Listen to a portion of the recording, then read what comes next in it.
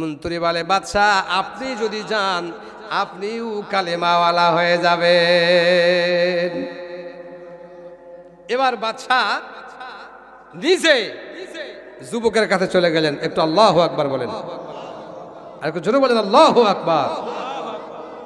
সংক্ষিপ্ত করে বলি, যেহেতু অনেক বক্তার সরাসরি। আপনাদের ইমাম সাহেব বলছে ডায়াবেটিস হবে না, আলহামদুলিল্লাহ পড়েন। আলেম যত থাকবে তত রহমত নাজিল হবে, সুবহানাল্লাহ। কি আলোচনা শেষ করবো নাকি? চলবে, সামান্য কিছুক্ষণ চলবে ইনশাআল্লাহ। এবার মন্ত্রী যখন বললেন আমি কালেমাওয়ালা হয়ে গেছি, আপনি যদি যান আপনিও কালেমাওয়ালা হয়ে যাবেন, সুবহানাল্লাহ।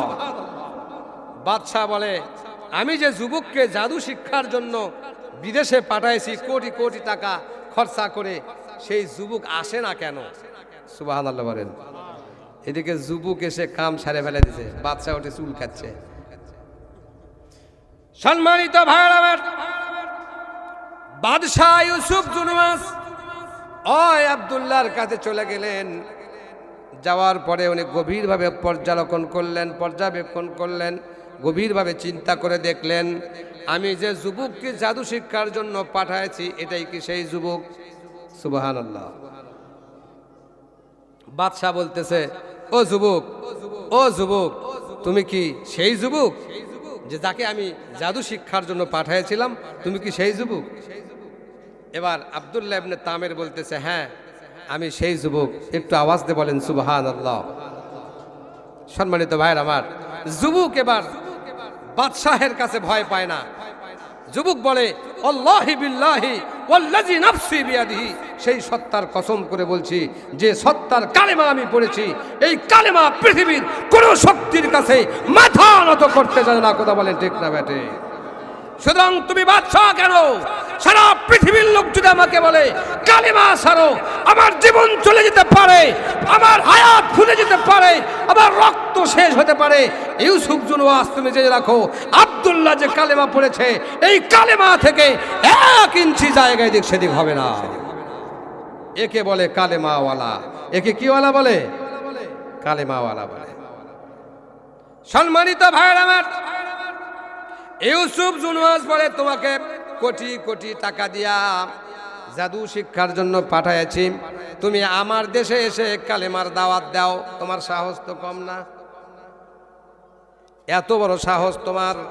আমি তোমাকে এমন দৃষ্টান্ত শাস্তি দিয়া ইয়ামেন থেকে, নাজরান থেকে এমন দৃষ্টান্তমূলক শাস্তি দেব, যে শাস্তি দেওয়ার কারণে এই ইয়ামেন নাজরানে কোনো ব্যক্তি কালেমা তো দূরের কথা, মুখ দিয়ে আল্লাহর নাম স্মরণ করার সাহস পাবে না। আওয়াজ দিয়ে বলেন নাউজুবিল্লাহ। ইউসুফ জুনওয়াস বলে, বাদশাহ তুমি ভুল করতেছো, কারণ আল্লাহ পাক বলেন, ইন্না কাইদাশ শাইতানি কানা দাঈফা। আল্লাহু আকবার। ইন্না কাইদাশ শাইতান, শয়তানেরা যত কায়দা করে, কৌশল করে, আল্লাহ পাক বলেন সমস্ত কায়দা কৌশল আল্লাহর কাছে অতীব নগণ্য, মাকড়সার জালের চাইতেও নগণ্য। আওয়াজ দিয়ে বলেন সুবহানাল্লাহ। সম্মানিত ভাইরা আমার, এবার আব্দুল্লাহ বলেন, ও বাদশাহ ইউসুফ জুনওয়াস, তোমাকেও আমি কালেমার দাওয়াত দেই, কালেমা পড়ো। ইউসুফ জুনওয়াস বলে, আব্দুল্লাহ এত বড় সাহস তোমার, আমি তোমাকে এমন দৃষ্টান্ত শাস্তি দিয়ে মারব যে শাস্তির কথা ইয়ামেন নাজরানে সবাই দেখে, আল্লাহর কালেমা তো পড়া দূরের কথা, আল্লাহর নাম নেওয়ার মতো সাহস কারো হবে না।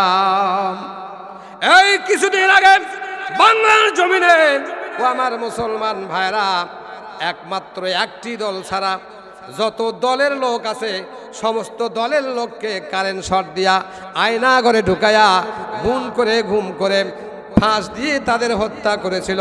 এই দুনিয়ার বুকে বাংলার জমিনে তারা টিকে থাকতে চেয়েছিল। কথা বলেন ঠিক না ব্যাঠিক? কিন্তু আজ তারা কোথায়? বাংলার জমিনে এটা মুসলমানদের দেশ, কোরআনের দেশ, নবীর আশিকদের দেশ। এই দেশে কোন বাপ দাদার রাজত্ব চলবে না। কথা বলেন ঠিক না ব্যাঠিক? যারা ইসলামের বিপক্ষে থাকবে, কোরআনের বিপক্ষে যাবে, মুসলমানদের বিনা অপরাধী হত্যা করবে, আগামী প্রজন্মে বাংলার জমিনে তাদের জায়গা হবে না। কথা বলেন ঠিক না বেঠে? মুসলমান হিসেবে কারাকরম আল্লাহর কোরআনকে পার্লামেন্টে দেখে বাংলার জমিনকে ইসলামী শাসক দেখতে চান, দুটো হাত তুলে আল্লাহকে দেখান।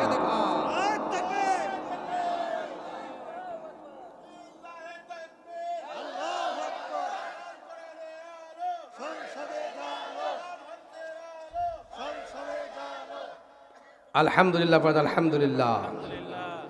বাদশাহ ইউসুফ জুনওয়াজ বললেন, আব্দুল্লাহ তোমাকে এমন শাস্তি দেব, বাংলা নয় ইয়ামেন নাজরানের দেশে আল্লাহ বলে বলার মতো কারো সাহস থাকবে না।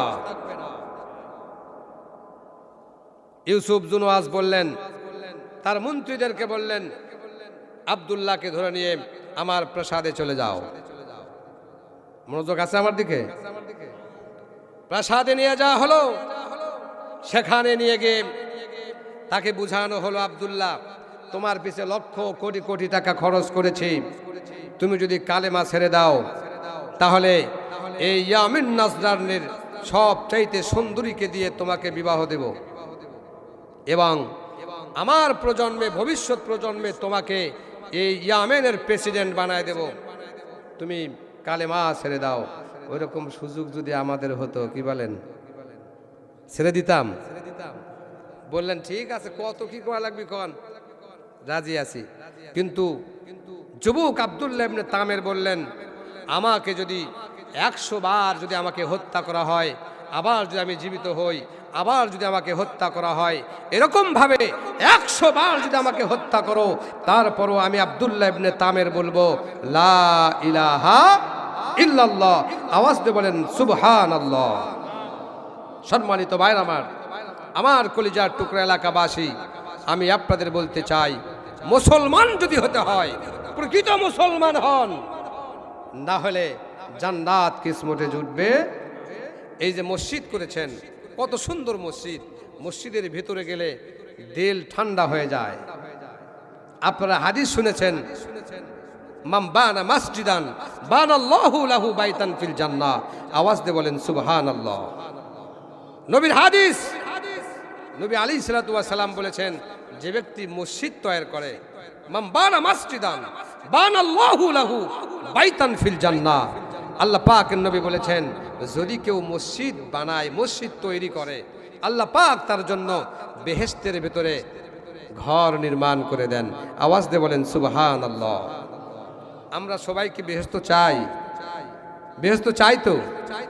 বেহেশত যদি চাই, আগে জীবন না আগে মাল? অনেকেই দেখেন, মানে কোরআন না বুঝলে যা হয়, বিআমওয়ালিকুম ওয়া আনফুসিকুম, আগে তোমাদের সম্পদ আল্লাহর রাস্তায় দিয়ে দাও। কার রাস্তায়? আল্লাহর রাস্তায় দিয়ে দাও। যদি তোমার সম্পদ আল্লাহর রাস্তায় দিয়ে যাও, তাহলে এই সম্পদ তোমাকে জান্নাতে নিয়ে যাবে। বলুন সুবহানাল্লাহ। এরপরে প্রয়োজনে সম্পদের পরে যদি তোমার জীবন আল্লাহর রাস্তায় দিয়ে আল্লাহর জমিনে আল্লাহর দ্বীনকে, ইসলামকে প্রতিষ্ঠা করতে হয়, তারপরেও তুমি জীবন দিয়ে দাও, আল্লাহর পথে শহীদ হয়ে যাও, আল্লাহ বলেন বিনা হিসাবে তোমাকে জান্নাত দেওয়া হবে। কাল কিয়ামতের ময়দানে আপনার সন্তান আপনাকে দেখে পলায়ন করবে, আপনার স্ত্রী আপনাকে দেখে দূরে সরে যাবে, আপনার ভাই আপনাকে দেখে সরে যাবে। কারণ সেদিন তারা স্বচক্ষে জাহান্নামকে দেখতে পাবে। কি দেখতে পাবে? জাহান্নামের ভয়াবহতা, জাহান্নামের চিৎকার, জাহান্নামের আওয়াজ, জাহান্নামের গর্জন শুনে তারা সেদিন আত্মহারা হয়ে যাবে, সবাই সবাইকে ভুলে যাবে। আমার ভাইয়েরা, ওই মুহূর্তে যিনি আপনাকে সুপারিশ করতে পারবেন, এক নম্বরে আপনার আমার নবী মুহাম্মদ রাসূলুল্লাহ, সকলে বলি সাল্লাল্লাহু আলাইহি সাল্লাম। 2 নম্বরে কোরআনুল কারীম, যারা কোরআনকে মেনে জীবনযাপন করেছেন, এই কোরআন আপনার জন্য সুপারিশ করবে। এবং যারা মসজিদকে তৈরি করার জন্য টাকা পয়সা দিয়া, শ্রম দিয়া মসজিদ তৈরি করেছেন, আল্লাহ রাব্বুল ইজ্জাত ওয়াল জালাল এর কাছে মসজিদ সেদিন ওই ব্যক্তির জন্য সুপারিশ করবে, আপনার সিজদাকৃত জায়গাগুলি আল্লাহর কাছে ফরিয়াদ করবে। একজন নামাজি ব্যক্তি জমিনের ওপর হেঁটে যায়, জমিন তার জন্য সুপারিশ করবে, আল্লাহ এই ব্যক্তিকে, এই বান্দাকে তুমি জান্নাত দিয়ে দাও। বলুন সুবহানাল্লাহ। এখন আমরা জান্নাত কারা কারা চাই? দুটো হাত তুলে আল্লাহকে দেখাই। নারায়ে তাকবীর, নারায়ে তাকবীর। আমরা কি চাই? জান্নাত কি এমনি?